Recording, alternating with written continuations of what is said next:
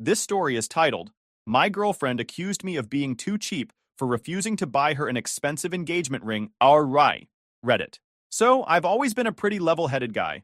Nothing flashy about me, just a 29-year-old IT dude who's worked hard for a decent life. No debt, a house I bought on my own, and a practical mindset drilled into me by my dad, Joe. My family's not big on frills. My sister Kelly's the same way. She's a teacher and way smarter than me when it comes to seeing through people. Enter Vanessa, 27 female. We met at a friend's house party 2 years ago. She stood out, fun, energetic, and drop-dead gorgeous. She had this carefree attitude, and I won't lie, I was hooked. She made me feel like life didn't have to be all about planning and spreadsheets. So we started dating, and despite our differences, I thought we balanced each other out. Her family, though? A whole different league. Her mom, Carla, was the kind of person who'd host a baby shower with ice sculptures and monogrammed cupcakes. Her dad, Alan, was a corporate guy who believed money could solve any problem. Vanessa grew up in that world, where luxury wasn't just a perk. It was the norm. While I grew up with my dad pulling double shifts as a truck driver after my mom left, and Kelly and I learned the value of money and how to stretch every dollar. Still, I thought Vanessa and I clicked. She liked how grounded I was, and I loved how she brought a sense of fun into my life. It wasn't perfect. She had her moments where she'd get a little pouty if things didn't go her way. But I figured no one's perfect. Now, fast forward 2 years, and things were good. At least, I thought they were. The topic of marriage came up naturally, and I was ready. Vanessa seemed ready too, but then came the hints. It started small, like her casually mentioning how big her coworker's engagement ring was. 3 carats, she said one day, while we were watching TV. Can you imagine? That's like the perfect size. Not too flashy, but still impressive. I just nodded, thinking it was one of those girl things, where they dream about wedding stuff. No big deal. But it didn't stop there. One day, she sent me a photo of a ring she liked. This is so me, she said. I looked it up. $18,000. I joked about it, saying, that's a car, not a ring. She laughed it off, but her hints got more direct after that. Whenever we were out with her friends, she'd point out someone's ring and say things like, that's cute, but I'd prefer something timeless, like a Cartier solitaire. It got to the point where I felt like I was on some weird game show where the prize was spending my life savings on jewelry. I figured it was just her getting excited about the idea of getting married. I mean, people talk about rings, right? So I decided to talk to Kelly about it. She laughed and said, dude, she's testing you. Don't fall for it. My dad, ever the blunt one, said, a $20,000 ring? What's next? A gold-plated driveway? But I brushed it off. I thought maybe I was overreacting, reading too much into it. Vanessa's not a bad person. She's just different. Then came the family dinner, where the real fun began. Vanessa invited her parents over to get to know me better. I thought it'd be a casual thing, but I walked in to find her mom and dad already there. Vanessa tells us you've been talking about engagement rings, Carla started, smiling like she was hosting a talk show. Do you have something in mind? I wasn't ready for that. I stammered something about wanting to find a nice ring, but not going overboard. That's when Alan chimed in. You can't skimp on an engagement ring. It's an investment. Investment? I almost laughed. Was I buying a house or getting married? I tried to stay polite, but Vanessa jumped in saying, yeah, I showed him a few options, but he's being practical. She said practical, like it was a disease. I could feel the pressure building. Carla smiled and said, a woman's engagement ring is a reflection of her fiancé. It shows how much he values her. Finally, I snapped. I value Vanessa for who she is, not the size of a ring. I think that matters more. Her parents gave each other a look, but Vanessa, she lost it. You're embarrassing me, she yelled. Why can't you just be supportive? I didn't yell back. I just looked at her and said, because this isn't about support. It's about priorities, and mine aren't on a $25,000 ring. Vanessa's face went red, and I could see her struggling to keep it together. But then she said the words that changed everything. If you won't step up, maybe I should find someone who will. The room went silent, and Vanessa looked like she immediately regretted it. But it was too late. I grabbed my keys, said, good luck with that, and walked out. That was the moment I realized that this wasn't just about the ring. It was about what Vanessa and I wanted out of life, and they weren't the same things. After that dinner, Vanessa doubled down on the ring talk, like we were in some sort of competition with the Kardashians. A few days later, we're having dinner at her place. She's scrolling on her phone while we're eating, not even trying to be subtle. Then she slides her phone across the table like she's presenting a business proposal. Look at this one, she says. It's a Tiffany solitaire. Price tag? A casual $23,500. I just stared at her, hoping she was joking. Vanessa, you can't be serious. She rolled her eyes. Why not? It's perfect. I'd wear it forever. It's not like you can't afford it. That last line hit a nerve. I wasn't poor by any means, but I wasn't exactly swimming in cash either. I've worked hard to be financially stable, and here she was, acting like I had a money tree in the backyard. It's not about whether I can afford it, I said. It's about whether it's a smart decision. She leaned back, crossing her arms. What do you mean, smart decision? This is a once-in-a-lifetime thing. It's not like I'm asking for a yacht. The yacht comment was meant to make me feel ridiculous, but it just made me more annoyed. Vanessa, $25,000 is a down payment on a house. Do you know how long it takes to save that kind of money? Her response, it's not about the money, it's about what it represents. It shows how much you care. And there it was, the typical symbolism argument. I couldn't believe what I was hearing. So, let me get this straight. If I spend less than $25,000 on a ring, that means I don't care about you? She didn't answer right away, which was answer enough for me. Instead, she gave me this look, like I was some clueless idiot who didn't understand how the world worked. I'm just saying, it is a big deal. My mom's ring is worth more than that, and they've been happily married for 30 years. I wasn't about to sit there and let her rewrite reality. Your mom's ring didn't keep their marriage together. They did. This whole thing about the ring being a symbol, it's just marketing. It's a rock, Vanessa. A shiny, expensive rock. You'd think I'd insulted her entire bloodline. It's not just a rock. It's a commitment. It's about showing that you're serious about us. At this point, I realized we were speaking completely different languages. I thought a ring was about love and intent. She thought it was a status symbol. And it wasn't just her. Her whole world revolved around appearances. The hints turned into straight-up demands after that night. It was like she thought if she just pushed hard enough, I'd eventually cave. I realized that one time when we were hanging out with her friends, one of them asked how our ring shopping was going. Before I could say anything, Vanessa jumped in. Oh, we're still deciding. I've shown him a few options, but you know how guys are. They don't understand what's important to us. Her friends laughed like it was the funniest thing ever, and I just sat there, stewing. She was making me look like some clueless, unsupportive boyfriend in front of people who didn't even know me. Later that night, I brought it up. Why would you say that? You made it sound like I'm not serious about this. She shrugged like it was no big deal. I was just joking. Relax. But it didn't feel like a joke. It felt like she was setting the stage for some narrative where I was the bad guy if I didn't do exactly what she wanted. The final straw came during a family gathering, this time with my family. My dad, my sister, and I had Vanessa over, and somehow the topic of rings came up again. Vanessa wasted no time letting everyone know her standards. Well, I've always believed that an engagement ring should be an investment, something timeless and valuable, she said, looking straight at Kelly, like she was trying to make some kind of point. Kelly didn't miss a beat. That's an interesting take. I always thought the investment was in the person, not the jewelry. I couldn't agree more. Vanessa smiled, but it didn't reach her eyes. Of course, but a ring is forever, and it's something that shows the world how much you value your partner. My dad, ever the straight shooter, chuckled. Well, I got my late wife's ring from a local jeweler for $800, and we were married for 20 years. Doesn't seem like the ring was what mattered. Vanessa's face froze. She tried to recover with a laugh, but you could tell she wasn't happy. Later, when we were driving home, she let me have it. Your family doesn't get it. They're acting like I'm shallow for wanting something nice. I tried to explain that it wasn't about the nice part. It was about the price tag and the pressure. Vanessa, you're not shallow, but you have to understand, this is a huge amount of money for something that doesn't actually build our future. Her response? You're just like them. Cheap. I couldn't take that word again. Cheap. It stuck in my head like a splinter. I realized then that this wasn't just a disagreement. It was a fundamental difference in how we saw life, money, and each other. And the worst part? I was starting to feel like no matter what I did, it wouldn't be enough for her. At this point, Vanessa wasn't just hinting anymore. It was full-on pressure, and honestly, I was getting fed up. The more I tried to explain my perspective, the more she acted like I was committing some kind of relationship crime. After the family dinner, where she didn't exactly win over my dad or Kelly, things at home got tense. Vanessa wasn't outright yelling or anything, but she had this way of making her disappointment known without saying it directly. The other night, I was sitting on the couch, scrolling through my phone, and she walked in with her laptop. She didn't even sit down, just stood there with the laptop open, facing me. Can you explain something to me? She asked, her tone already making it clear this wasn't going to be a casual conversation. I looked up, bracing myself. Sure, what's up? She turned the laptop around, showing me an article titled, How Much Should You Spend on an Engagement Ring? It had some nonsense rule about spending 3 months' salary. Vanessa, of course, had already done the math. According to this, you should be spending at least $21,000. I blinked at her, half expecting her to laugh and say she was kidding.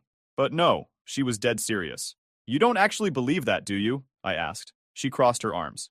Why not? It's standard. Most people follow it. Vanessa, I said, trying to keep my cool.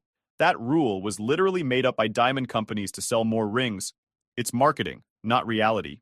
Her face tightened. So you're saying I don't deserve a ring that meets basic expectations? She kept throwing the same words around, like I was some villain trying to cheat her out of her dream life. I'm not saying that at all, I replied. I'm saying I'm not going to let a made-up rule dictate how I spend my money. She didn't like that answer, not one bit. It's not just about the money, she snapped. It's about the fact that you don't seem to care about making me happy. Every time I bring this up, you shut me down like I'm being unreasonable. I leaned forward, looking her in the eye. Because it is unreasonable to expect me to spend that much on something that doesn't help us in the long run. Do you know what else we could do with $25,000? We could put it toward a bigger house, invest it, or... She cut me off. There you go again, acting like I'm asking you to drain your bank account. You make good money. This shouldn't even be an issue. And that's when I realized Vanessa didn't just see the ring as a symbol of love. She saw it as a status symbol, something to show off. She wasn't thinking about us as a team or our future together. This was all about her image. Things only got worse from there. A few days later, we were out with her friends again. I was hoping for a chill night, but nope. One of her friends, Ashley, asked how the ring shopping was going, and before I could even respond, Vanessa jumped in. Oh, we're still deciding, she said with this fake smile. But I've shown him a few options that would be perfect for us. He's just being cautious. Her tone was polite, but the underlying jab was clear. Everyone at the table picked up on it, and they all gave me that look, like I was some cheapskate holding her back from her dream. I tried to redirect the conversation, but it didn't matter. The damage was done. On the way home, I brought it up. Why do you keep making me sound like I'm the bad guy in front of your friends? She looked genuinely confused. What are you talking about? You know exactly what I'm talking about. Every time this ring comes up, you make it sound like I'm dragging my feet or being cheap. Do you have any idea how that makes me feel? She rolled her eyes. Oh, please, it's not like I'm lying. You are being cheap. That word again. Cheap. I'd heard enough. You're damn right I'm not dropping 25 grand on a ring, I shot back, cutting through her smug tone. It's called being responsible. You might want to try it sometime. She scoffed, waving me off like I was some clueless kid. You're so dramatic. All I want is a nice ring. Something I can actually be proud of. I leaned forward, locking eyes with her. And you seriously think a $5,000 or $7,000 ring isn't nice?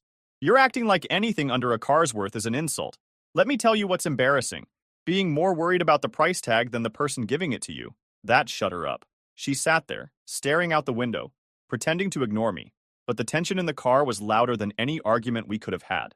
The next morning, I woke up to a text from my sister, Kelly. She'd heard about the latest drama, because of course Vanessa had vented to her mutual friends, and it somehow made its way back to Kelly. You need to set some boundaries with her, Kelly wrote. This isn't about the ring anymore. It's about control. She was right. Vanessa wasn't just upset about the ring itself. She was upset that I wasn't bending to her will. But things didn't stop there.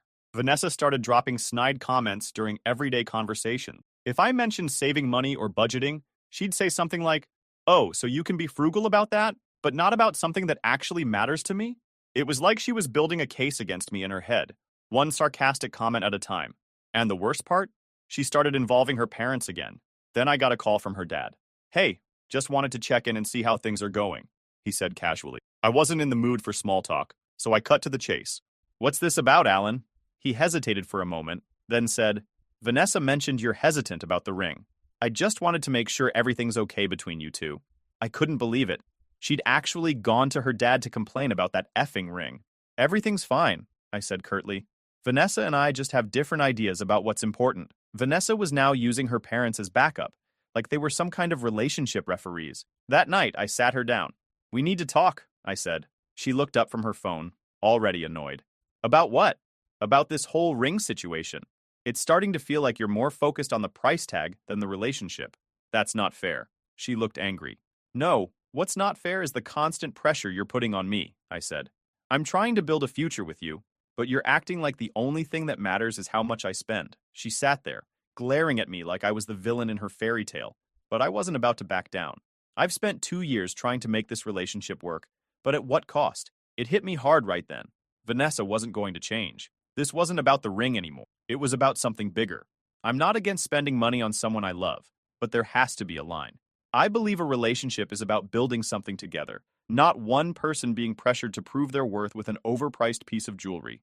Now I'm stuck wondering, am I being stubborn for standing my ground? Is it unreasonable to think $25,000 on a ring is just absurd? Vanessa made it clear what her expectations are, but I'm not convinced I'm in the wrong here. What do you guys think? Am I being too practical, or is Vanessa asking too much?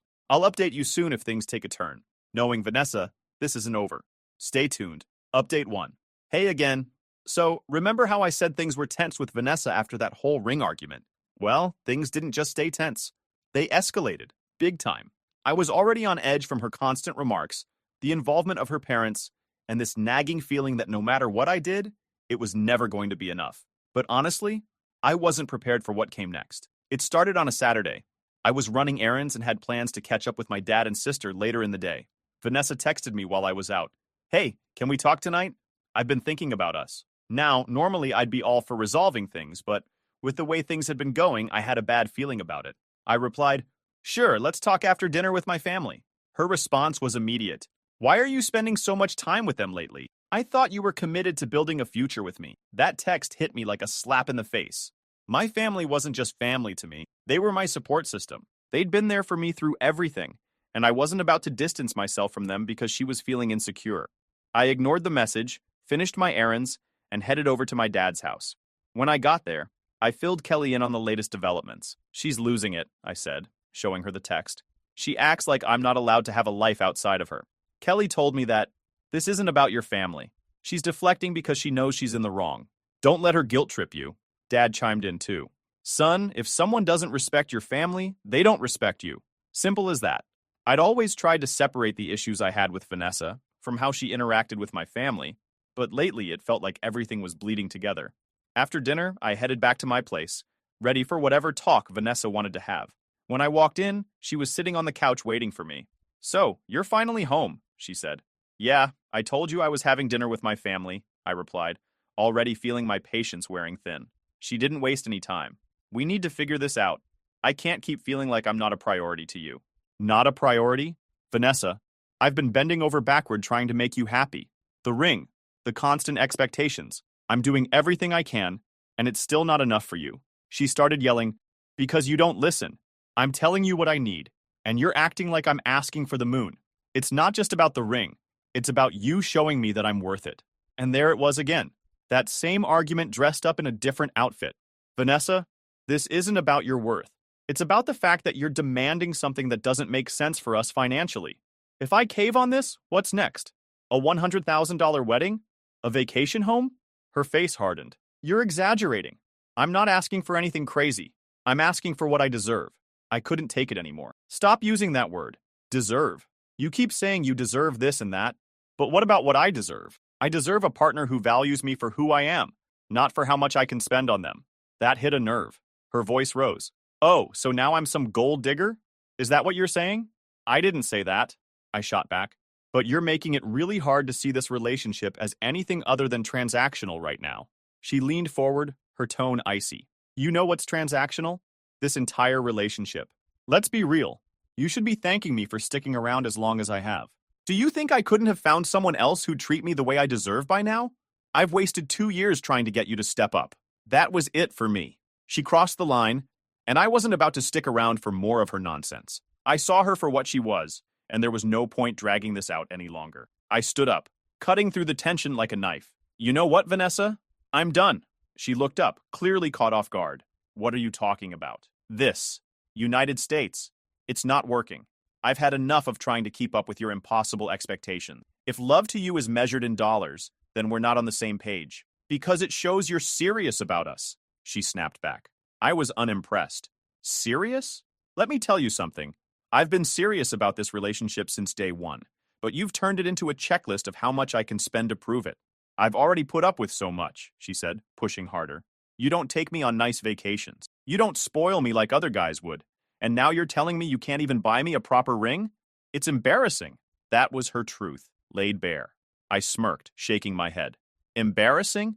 You think you're embarrassed. Try being with someone who's been waiting 2 years for me to turn into their personal ATM. That's not what I meant, she shot back, clearly backpedaling. I just thought you'd want to make me happy. I've had to settle for less in this relationship for too long. I laughed. What exactly have you been settling for? Someone who doesn't bend over backward to fund your lifestyle? Yeah, you're right. You have been settling. She opened her mouth to respond, but I didn't give her the chance. I've tried, Vanessa. I've tried to make this work, but I can't anymore. I'm done. Her face shifted, desperate to regain control. Wait, you're breaking up with me? Over a ring? I shook my head. Not just the ring. I'm breaking up with you because this whole relationship is one-sided. You want someone to bankroll your life, and that's not me. I deserve a partner, not a gold digger. She tried to push back. So you're just giving up, throwing everything away because you're too stubborn to compromise? No, I said, grabbing my keys. You can spin this however you want, but I'm done letting you treat me like a paycheck. Good luck finding someone who'll put up with it. Without waiting for her to respond, I walked out the door. She could deal with the fallout on her own. I was done wasting my time.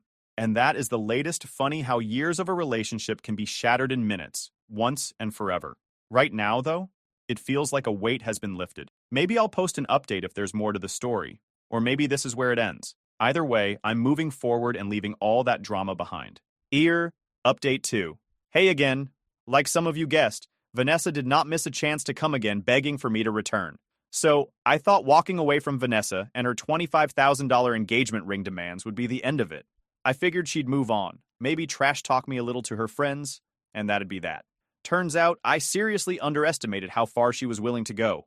Right after the breakup, Vanessa didn't waste any time trying to win me back. The very next day, she showed up at my place, looking like she hadn't slept all night.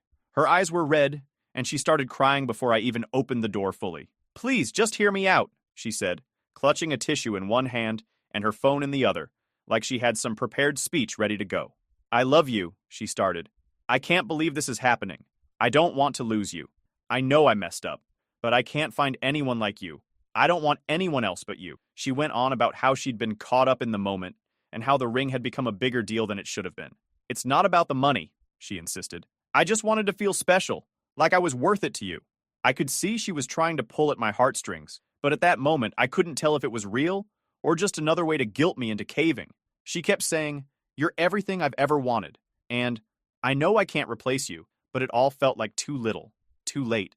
I stood there, letting her talk, but I'd already made up my mind.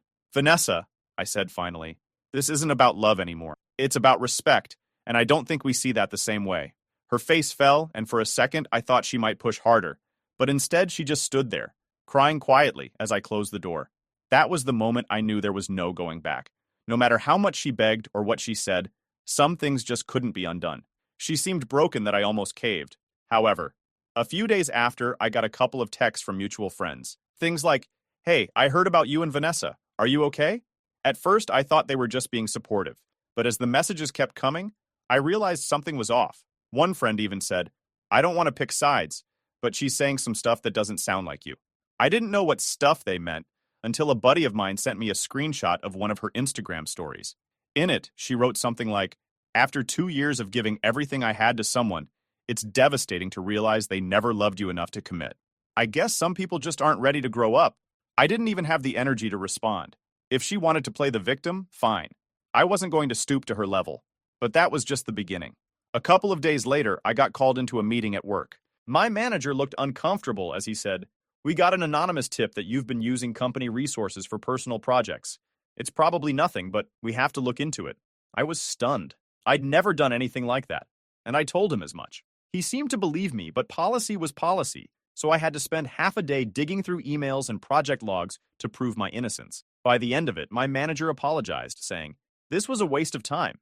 It's obvious you didn't do anything wrong." Still, I knew exactly who was behind it. Vanessa had once joked about how easy it was to make anonymous complaints, saying, "It's the perfect way to get back at someone without them knowing it was you." At the time, I'd laughed it off, thinking she was just being dramatic. Now it didn't seem so funny. She also started going after my family. One night, I got a call from my dad. He sounded more amused than anything, but still, I could hear the frustration in his voice. "You'll never guess who showed up at my house," he said. I sighed. "Vanessa? Bingo. She showed up with some story about how you disrespected her and led her on." I told her I wasn't interested in hearing it, but she wouldn't leave until I practically closed the door in her face. I apologized, but Dad just laughed. Son, I've dealt with tougher people than her. Don't worry about me. But you might want to watch your back. She's got a vendetta. At this point, it felt like my life was turning into a movie. Vanessa wasn't just trying to get back at me. She was trying to ruin me. And the worst part?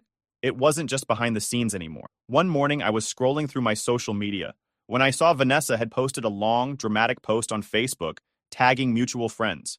In it, she claimed I'd promised her an expensive ring, then humiliated her by breaking things off because I couldn't afford her. She even added a line about how she'd been nothing but supportive, only to be treated like she was disposable. I didn't give a reaction to any of it. Eventually, her reckless efforts started to backfire. People who knew both of us began to see through her. One of her friends messaged me saying, "I'm so sorry she's acting like this. She's been telling everyone you're the bad guy. But honestly, it's obvious she's just bitter." Even some of the mutual friends she tried to turn against me began reaching out. They'd heard enough of her exaggerated stories to realize she wasn't being entirely truthful. One person even said, "Honestly, she's always been into money only. You're probably better off." And they were right. I was better off, but that didn't mean it didn't suck. Dealing with the fallout of a relationship is hard enough without someone actively trying to destroy your reputation. But as tough as it was, I learned a lot about myself and about what I want in a partner. And Vanessa, well, she can keep her $25,000 dreams. I'm done playing that game. That's it for now. I think she's finally run out of ways to drag me into her drama, but honestly, who knows what the future holds? If anything else happens, I'll be sure to keep you updated. Final update. Hey guys! It's been a few months since I walked away from Vanessa and her diamond obsession.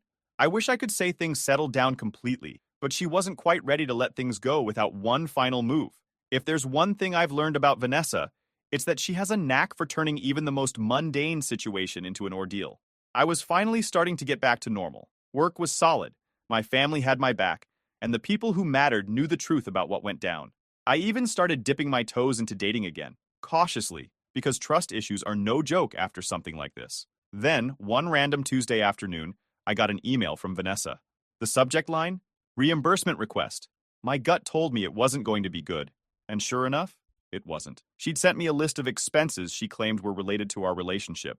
It included everything from clothes she bought to look good for our dates, to gas money for driving to my place, and even half the meals we split. The total? $3,500. At the bottom of her email, she wrote, "Since you've decided to cut ties, I think it's only fair that you reimburse me for the investments I made during our time together. Please send the amount via bank transfer within 30 days. Thanks in advance." Investments? Like she was a venture capitalist and I was some startup she funded? I laughed out loud, but at the same time, I couldn't believe the nerve. Who even thinks this way? I forwarded the email to Kelly, who immediately called me. "Oh my God, she's actually serious, isn't she?" she said between laughs. "I mean, should we send her an invoice for all the emotional labor you put in? Or better yet, all the dinners you paid for?" Dad's take was more direct when I told him. Send her a $1 bill with a note that says, "For your trouble." As much as I wanted to respond with something snarky, I knew better. Vanessa had a way of escalating things, and I didn't want to give her any ammunition to make things worse. So, I replied with a simple, matter-of-fact message. "Vanessa, I'm not reimbursing you for gifts or personal expenses. Relationships aren't transactional. Please don't contact me again." However, since then, things have been quieter. The fallout lingered for a bit, but it faded as mutual friends started seeing her for who she really was. A few even reached out to apologize. One friend said, "Honestly, she's always been like this, entitled and over the top. You dodged a bullet, man." Now, months later, I feel lighter. The whole experience taught me some tough lessons, but I came out stronger. For one, I've learned to spot red flags early and not ignore them for the sake of making it work. I've also realized how lucky I am to have family and friends who stand by me no matter what. As for Vanessa, last I heard, she's still chasing expensive dreams and hoping someone else will foot the bill. I don't envy her next boyfriend, that's for sure. Looking back, I'm not angry anymore. I'm just glad I saw the truth before it was too late. If there's one thing I've learned, it's that love should never feel like a financial transaction. Relationships are about partnership, not bank statements. If you're in a situation like I was, my advice is simple. Trust your gut, stand your ground, and don't let anyone make you feel like you're not enough. And if they start sending you invoices after the breakup, well, that's your cue to run. Thanks for sticking with me, Reddit. Maybe there'll be another update, but honestly, I'm hoping this is where the story ends. Here's to moving forward and leaving the drama in the past.